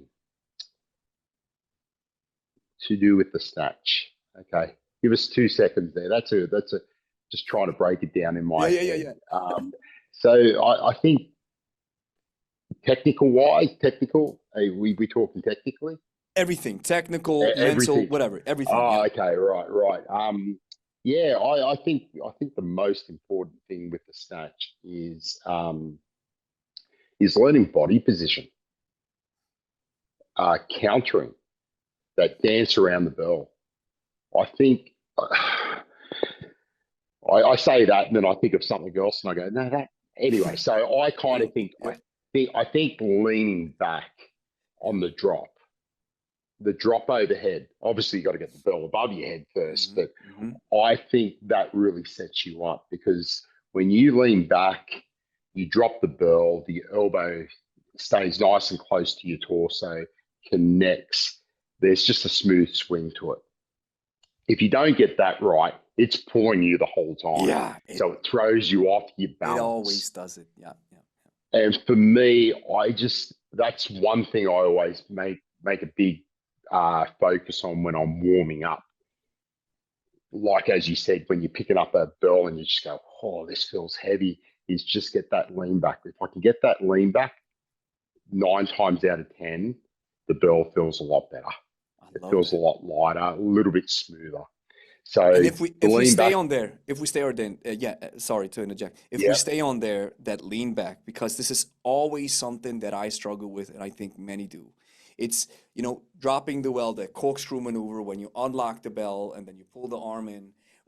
How would you describe it step by step? What goes on in your head from a hierarchy of things that have to happen in order to achieve this wonderful leverage position where you lean back to let your body weight counter the weight of the bell. What goes through my head? So basically, like, yeah, it's, I guess at the start when I'm warming up, I'm really focusing on that specific movement, but it becomes a bit more subconscious as I go through, because I start thinking of other things. So to get that, it's just, I guess, practice, obviously, time, swinging, getting the technique right. I don't know. I probably don't know really how to break that down. I just leaning back, just following on from what I was saying, get that Mm-hmm. corkscrew, you lean back, keeping that bell. What's going through my head is once it drops, I'm breathing out. Sorry, I'm breathing out. No, sorry, I'm breathing in. Breathing in. Mm-hmm. Mm-hmm. As that elbow touches my iliac crest or my core, and I'm re-gripping it, I'm breathing out, I'm exhaling. From that position there, obviously going into that backswing, into that pendulum, obviously that as that bell's right at that tipping point before it's about to come down, I'm breathing in again. From that position coming forward, all I'm thinking at that point is my hips coming through, using gravity to my advantage. So as that bell's coming down, I'm using that momentum from my hips to help that acceleration as that bell's coming up. Is that what you're kind of? Yeah, exactly. The Yeah, technical yeah. side So of from things. Yeah. as I'm coming up, as that bell's coming down, all I'm thinking about is really keeping my hands still connected to my hips. As I'm pushing my hips through, that's when I'm just going, okay, I've got that power through, and then obviously going into the acceleration pull, and then the insertion. Mm-hmm. So I probably think about 2 things to 3 things during that. So it's the drop, it's the acceleration pull, and then it's the acceleration through the hip, and then my insertion, trying to hit that 11 o'clock. As they 11 o'clock. say, that 11 I o'clock, love this. Yes, trying yes. trying to get that insertion in, and then Before it actually reaches the top fixation, which is such a absolutely, hard skill to master, right? Especially yeah, with the heavier weights. But I think this is one of the things that I got down very early. One of the hardest things for me is still being a lightweight athlete, right? I'm hmm 70 kg body weight, right? So for me, that bell wants to rip me apart, right? So yeah, it's yeah, and that's why when I look at these lightweight guys, like for example Johnny, who's even lighter than me, I'm like, how on earth are you? What's going on, right? And so another question that just when I was snatching today, I thought about this and I thought I have to ask you. So when the bell comes back up, when you come from the pendulum motion, legs are extended, knees are extended at the backswing. Now I mm, always say I crush grapes as I come back up to really push myself into the floor. Bell comes up. So I've seen one thing, or I felt one thing. What is it for you as the bell travels back up and you keep the arm extended to rack it, to insert it overhead? Is it rather a thrust maneuver where you use a short pulse, a short power jolt from your power source to swap it overhead, or is it rather in your case a not a jolt but slower a slow push, if that makes sense? Because I have felt with the 24, I can really get a lot of crunch in my abdominals going and get a jolt of energy to boom, to get that really quick oh, okay, speed. from the hip, yep, Yes, yes, yep, I'm of course still using the hips as much as possible, but I felt like I yep, can either lean back hard and then catch it, or I can go like boom with a smart little pulse from the backswing going back up. where do you see yourself? Is it rather a of course, slow, traveling at the speed of the bell, of course, but is it rather a slow motion where you focus on the lean back more? Or is it rather a jolt of energy where, especially on the upward phase? It's slow. Slow, It's slow right? for me. Yeah. I try to get those hips snapping. I'd love to be a lot more snappier through But the that's so hips. hard. It's with the heavyweight, It it's is hard. so Yep, hard. absolutely, Heavy is absolutely. hard. So when I say slow, when you mentioned it, I said it pretty sarcastically because I try my best to really snap those hips through. And then when I watch the video back, I go, "Geez, that's so slow." And it's So right. it's not that I not try to get the hips snapping through, but it is slow. Yeah, yeah, And especially as I thought about it, especially when you do these 10-minute sets, you are draining yourself of energy, which means that this jolting power or that hip snapping or just that crunching, that little jolt of energy, you're not able to produce it because you get so tired, right? And yeah, that's interesting. So because that's what I see with the heavyweights. With the heavyweights, I'm slow too. I'm trying to really almost lean back until my upper body is in the next village right next to me, right? So to yeah, really get the bell up, using as much leverage as possible. And so probably that's in your yeah. case, even though you're heavier than me. But do you think? And I mean, you already answered this. You think leverage is the key, right? It's the lean back, it's the countering, the counterbalancing of the weight, which is the key, I right? not only the snatch but the clean as well. It's the Yeah, countering. the clean, of course. It's Yeah, yeah. the clean as well with the drop. Exact same. I think it's the leverage. It's using everything you can to save as much energy as Yeah, possible. that's the So crazy thing, right? and It's that's yeah. that's the You crazy you thing. want you want to you need to. It's just you have to. Especially That's the with sport. doubles, right? It's and now if Yeah. when we jump a little bit into the long cycle, that's what I've seen with the double clean. When you re-clean it, Yep. it's I have to use. That's why they say, right, that the long cycle is rather the power exercise. I have to Mm. power through the re-cleaning portion of the lift because it's I want to conserve energy, but I have to boom jolt them up because they're so heavy. And then of course I try to and I use it, of course, and I feel it. I think that's one thing that our clients always say is when they finally feel what I try to explain. When the bell comes up and you actually go back and you feel how the bell how you can pull yourself back. It's almost like you're in a static position, pulling yourself back from that Yep. lean back, Yep. right? And once you Yep. feel it, it is a quick move, like whoom, right? When you catch those bells up. And so when we look at the long cycle, again, same question. Where do you consider the most important vital mechanism that you focus on? As you said with the snatch, it's the drop, it's the acceleration pull, it's the insertion. What is it with the long cycle? One. I think the clean is the most important part. Without the clean, you can't get that ball up. If you haven't got a good strong clean, you're not going to have a good rack position. Dennis Vasily says it the best. If you once you've got the long cycle, once you've got the clean, you've got the long cycle. So I think I honestly think the clean is the most important, and the rack position would be second to Yes, it. yes. Mhm. I'm and to be honest, I've been throwing myself under the bus. My jerk is the weakest part of my long cycle. Very slow under it. I don't have the greatest mobility.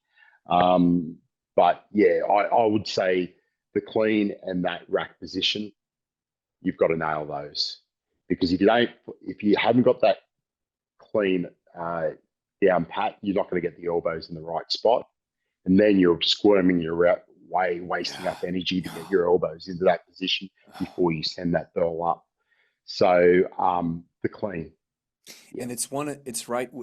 And what I've found out about the clean is I finally nailed it now. And not nailed it in a sense of it's perfect, but I finally got it where with the lighter weights, of course, with the lighter weights, they come up and then and they land perfectly.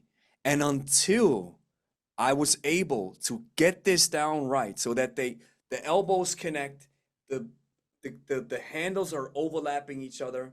I've stopped locking it. I remember Dennis saying he recommends not to lock it with the middle finger or with the thumb, just to keep them open. And I always thought this is impossible. The bells want to travel down, but with Yep. the belt it gets a little bit easier. But at the same time, it's just understanding that you have to create just the perfect platform. And I remember how Valerie said that the idea of the rack is to create the perfect platform for the perfect shot, Absolutely. right? Yeah. And so, Yeah. when we talk about the clean, what is the key in the clean? What would you consider the most important vital aspect of the clean that we have to learn? It's going to be the same as the snatch, the lean back. The That's leverage, right? when I look at a lot of videos. Obviously not the Russians, but other people lifting. People fall forward Yeah. straight away.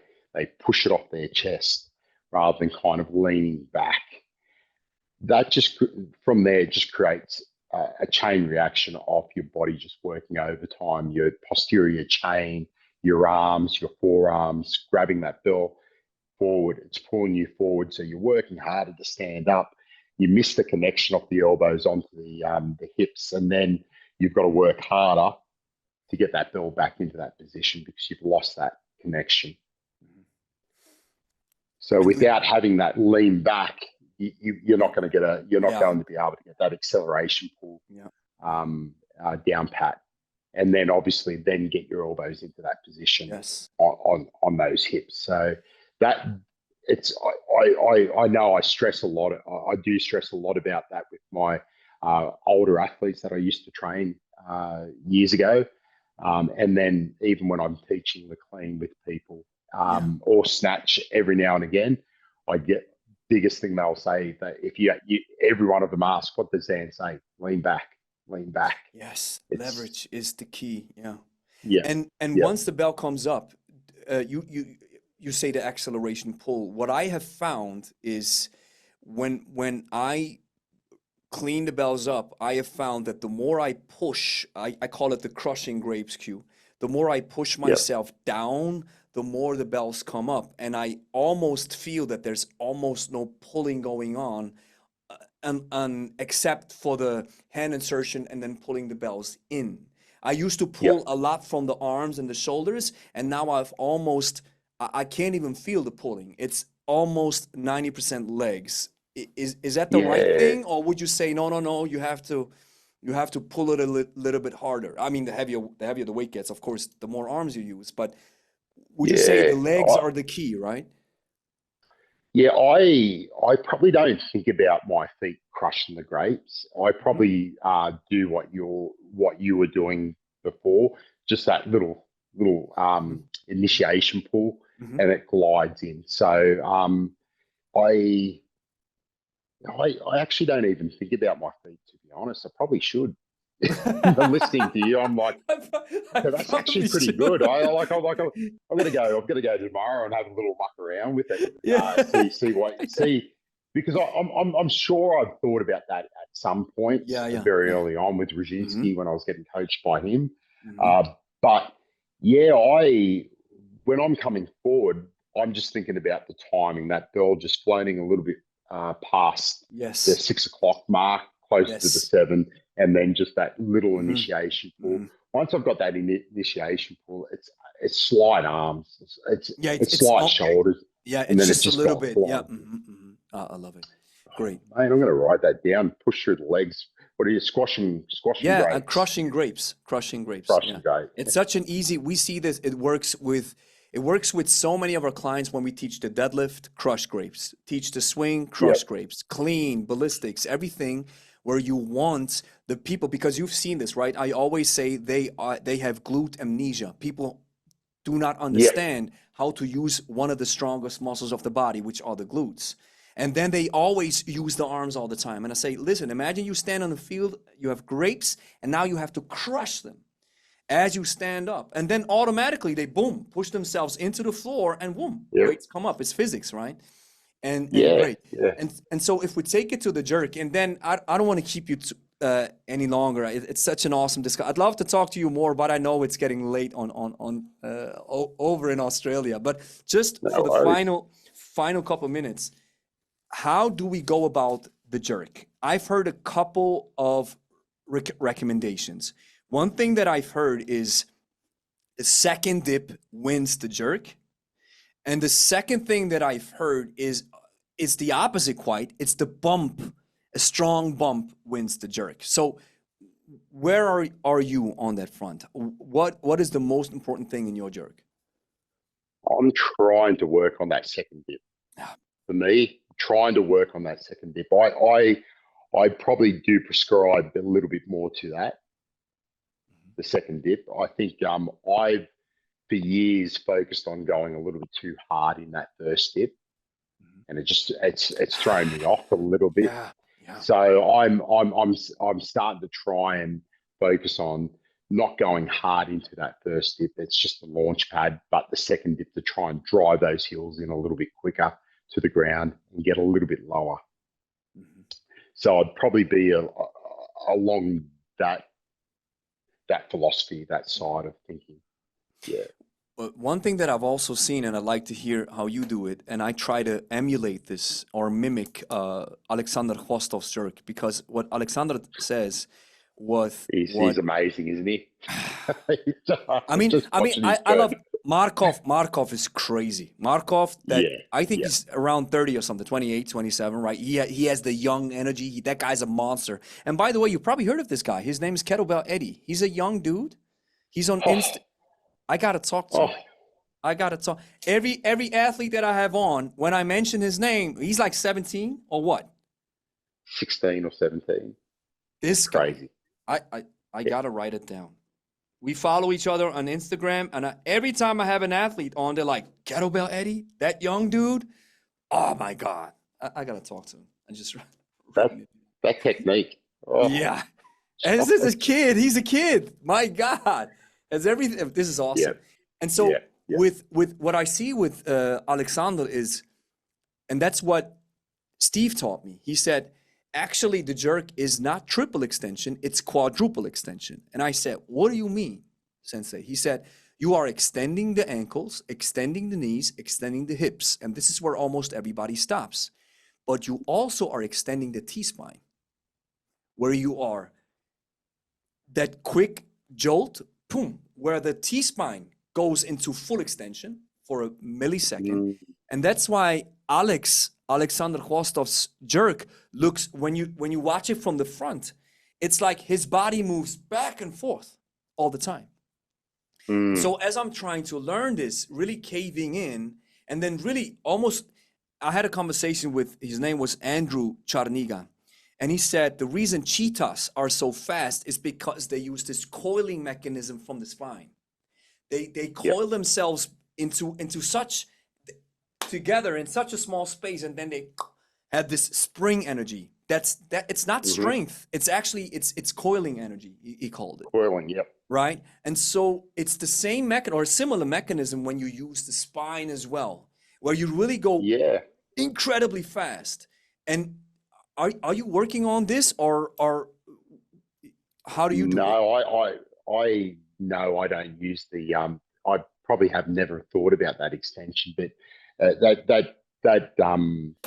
that makes sense, because his old coach, his coach used to be Rudnev. Yeah, if I'm right. Sergey, and exactly. If you look at Rudnev, how his head goes back to that extension, he slams it back. It's so crazy. Exactly. To be honest, I don't actually think about that. I'm just thinking about getting that second jerk, to be honest. And my mobility through my thoracic probably doesn't allow me to. That's what you said, right? So what do you mean with struggling with mobility? Because I've heard this term often, also from kettlebell athletes, which just proves part of my experience that I have with our clients, where some people have this. I have this, for example. I have a perfect overhead structure or shoulder structure to have that really nice and close to the arm, fully extended jerk.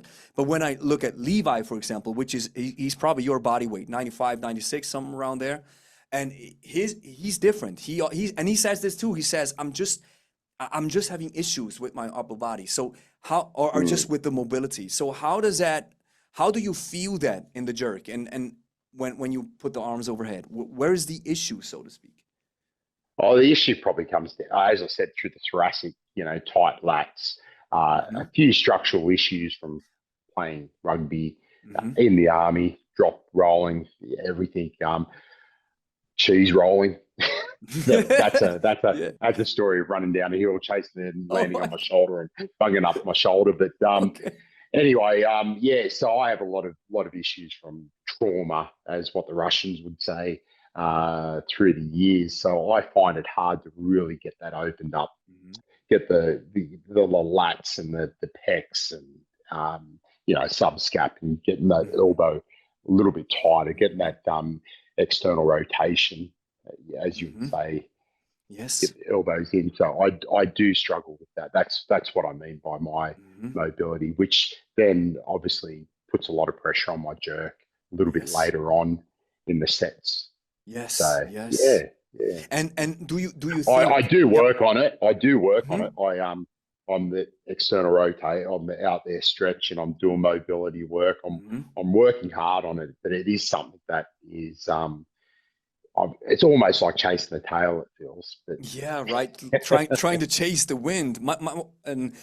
How would you have you seen this in your experience? And now counting your experience as well as the experience as a trainer with your clients, have you seen that certain mobility issues just cannot be cured? You can strengthen the framework, yes, but you can't cure. You just can't get it like this. It's just impossible because of the structural integrity or the issues that you have.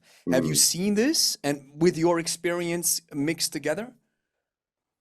Yeah, absolutely. They're obviously, the older the client, the harder it is going to get that to fix it up.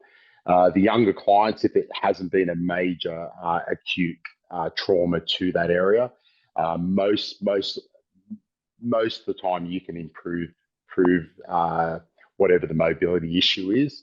But I've seen that, and then there's some people that just can't get it. They won't get it.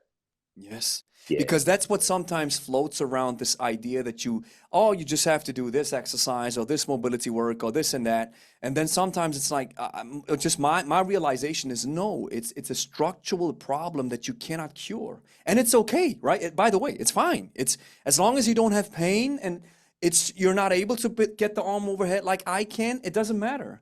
But you can't. It's like people that, sorry. Yeah, go ahead. Yeah. I was just going to say, it's like people that say everyone should be squatting ass to grass. Not everyone can. Not everybody. No. It's, right? And that's what I've seen too. And that's the final point that I want to make, is I have seen that some people, and I see it especially in the group that we have, you have 80% are able, when we as part of the warm-up, we sit down into the squat. Like I say, the Asian squat, where you sit down. It's imagine you have to eat from the floor, right? And you go into that sitting position. 80% is able to go down, and then you have these 20%, they stop at the 90 degree. And there's nothing they can do. Which just goes to show that hip architecture defines how you're able to move and how you're able to squat. And so the same then can be said about the shoulder, right? Absolutely. Yeah, I agree. Definitely. Awesome. And it's just, so what's your next thing that you have coming up? So are you competing, or do you have your next session coming up? Yeah, so we've got a comp next weekend. That will be down in Albury. So it's a state of origin, we call it, where all the different states in Australia compete against each other. Awesome. And there's 7 different lifts, and you get point scores with it. Interesting. Wins, 7 different lifts. Yeah, so you've got your long cycle. I think you've got snatch, double, half snatch, double half snatch, one arm left long hand side. cycle. Mhm. And then at the end, there's a relay, 6 people in a relay. Oh, And I cool. think it works, 8s, 12s, 16s, 8, 12, 16, 20, 24, and 28. Wow. So 3 minutes each as we go Yes. up. And it's a bit of a fun way to do it. And Cool. in, Yeah. in Australia being such a big place, we've got hubs around the country. So each state has one hub. Everyone in that state goes to it, and we link up via Skype or Oh, whatever cool. the Nice. way they do it. And I think New Zealand is joining us, so a bit of a trans-Tasman feel to it. Awesome. Yeah, so that should be good fun. That's more of a fun comp, and then nationals is in September. Yes. Great. Well, it's just, Yeah, me being from Switzerland and tiny Europe and then even tiny Switzerland, for me is like a 30-minute drive is long. And for you guys, it's probably, bro, that's a walk in the park. Don't even worry about it. I mean, you have an entire continent that you guys live on. This is insane. So, hey, Daniel, I don't want to keep you awake any longer. I really appreciate you taking the time to have this conversation. And finally, I want to get this started, by the way. Where can people find you? How can they get in touch with you? And yeah, just let me know your Instagram, your website, whatever you have. Where can people find you? yeah. The best place to catch me is on Instagram, Kettlebell Outlier. Yes, And yeah. Any questions? Yeah, send us a message. yes, Best way to awesome. do it. Yes. And why outlier? Yeah, I just like to do a few things different. So I've got a different way, and I try not to drink the Kool-Aid. Um, Uh-huh. yeah, so yeah, when I was coming up with the name, I just went Kettlebell Outlier. I like that. So Yeah. yeah, A yeah, on critical, the fringes.